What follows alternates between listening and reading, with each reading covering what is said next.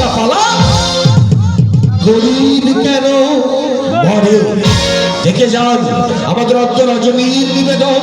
গরিব কেন মরে, গরিব কেন মরে।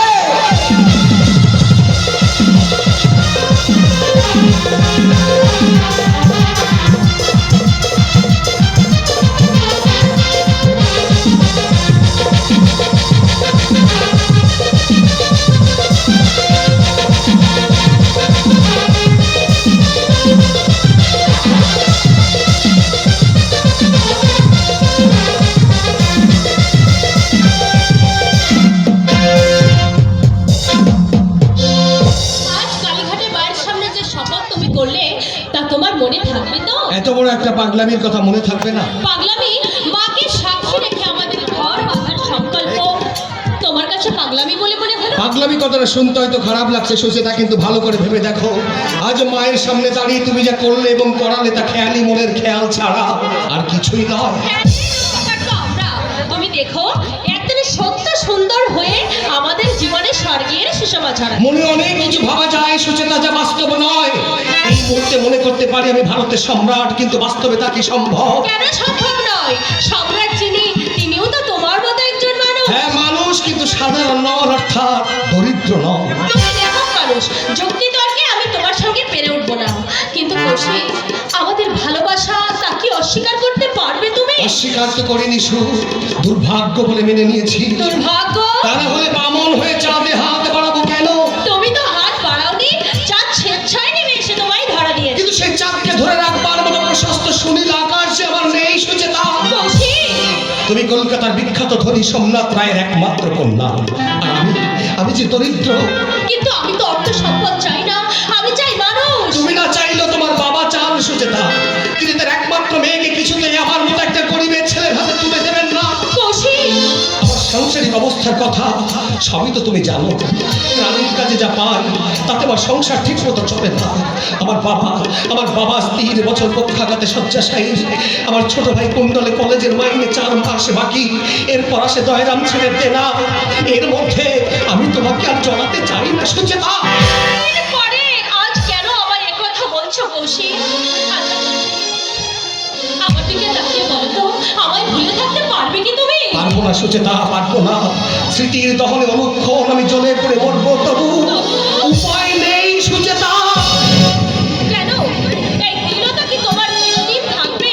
হঠাৎ তার জোয়ার নিশ্চয়ই আসবে। তোমার লেখা আমি পড়েছি, বর্তমান যুগে প্রথম শ্রেণীর যে কজন সাহিত্যিক আছে, মান নির্ণয় তাদের পাশেই তো তোমার স্থান। নিশ্চয়ই তুমি একদিন বড় হবে কৌশিক।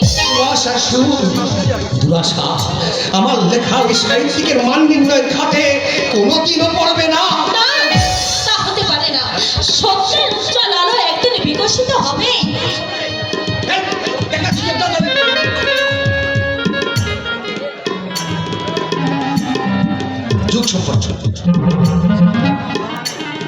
যুগ সম্পর্কে তোমার কোনো ধারণাই নেই সুর, তাই তুমি কথা বলছো। আমার লেখা নিয়ে আমি বহু প্রকাশকের কাছে গিয়েছি, কিন্তু কেউ ছাপাতে চায়নি। সবাই আমার সৃষ্টিকে আমার দৈনিক উপহাস করেছে। তাই সাহিত্যিক হওয়ার স্বপ্ন আমার আশের প্রাসাদে পরিণত হয়েছে। কিন্তু তবু যে তোমাকে লিখতে হবে কৌশিক। তোমার লেখা গরিব কেন মরে এ বাস্তব আমি পড়েছি। পড়তে পড়তে একটা প্রশ্ন আমার মনের মধ্যে মাথা ঘুরে মরেছে, গরিব কেন মরে এমন বাস্তব। সুচেতা, স্রষ্টা তুমি, সাধনার মাঝে নিজেকে হারিয়ে দাও, মিথ্যা হবে না। একদিন তোমার যশকীর্তনে মুখরিত হবে সারা দেশ। সেদিন আমি গর্ব ভরে বলবো, আমার কৌশিক, ও আমার কৌশিক। বেশ তাই হবে। এমনি করে তুমি আমাকে উৎসাহ দাও, প্রেরণা যোগাও, চিরটা কাল ঠিক এমনি করে। নিশ্চয় এমনি করে চিরটা কাল আমি তোমার পাশে পাশেই থাকবো কৌশিক। সুচেতা, মোরা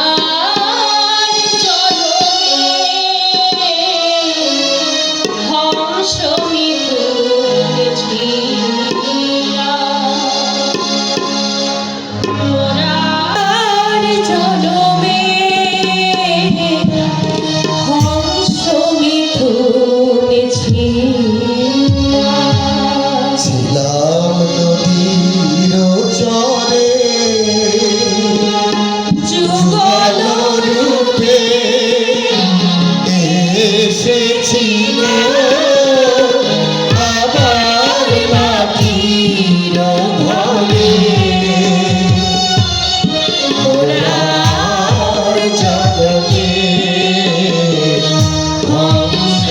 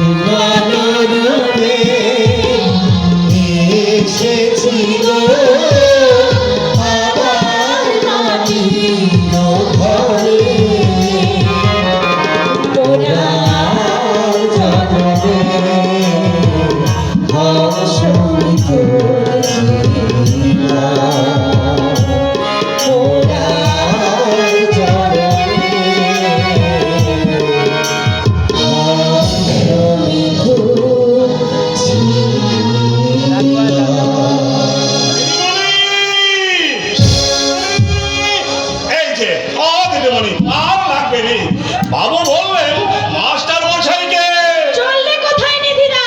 পড়াতে। তুমি আবার পড়াতে শিখলে এই কবে? দেখো দেখিনি আমি শিখবো কেন? বাবু তো মাস্টার মশাইয়ের কথা বললেন। আহা, তো ব্যস্ত হচ্ছ কেন? স্থির হয়ে বলো না। মাস্টার মশাইয়ের সামনে কথাটা বলি কি করে দিদিমণি? সে কথা শুনলে মাস্টার মশাই যে দুঃখ পাবেন। কি কথা নিদিদা? কি বলেছেন সোমনাথ বাবু? বলেছেন মাস্টার মশাইকে এ মাসে আর পড়াইতে হবে না। মাস্টার মশাই এ মাসের মাইনেটা মাস শেষ হয়ে গেলে এসে যেন নিয়ে যান। না!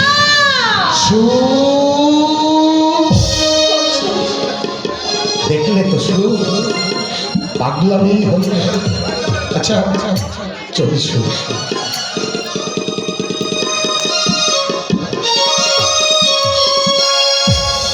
আচ্ছা নিধিরা, আগে বাবু। তুমি কি জানো বাবা কেন মাস্টার মশাইকে পড়াতে নিষেধ করে দিয়েছে? বাবু যে আপনার বিয়ে ঠিক করেছে। বিয়ে? আমার? এ কি বলছো তুমি? আমি যে নিজের কানে শুনেছি দিদিমণি। তা পাত্রটিকে? ওই যে লক্কা পায়রার মতো চেহারা, জানি এ বাড়িতে খুব যাতায়াত আরম্ভ করেছে। বস! হ্যাঁ, প্রদোষ চৌধুরী। দিদিমণি, আমি চাকর বাকর মুখ্য সূক্ষ্ম মানুষ, ভালো মন্দ কিছু বুঝি না, তবু কেন জানি আমার মনটা কইছে ওই প্রদোষ বাবুর দোষের সীমা ওর সঙ্গে বিয়ে হলে আপনি কিছুতেই সুখী হবেননি। নিধিরাও তা? আমি সব জানি দিদিমণি, আপনারা দুজন দুজনকে খুব এই দেখো আমি যাই দিদিমণি। আর আমার মতামত না নিয়েই বাবা? না না না না, এ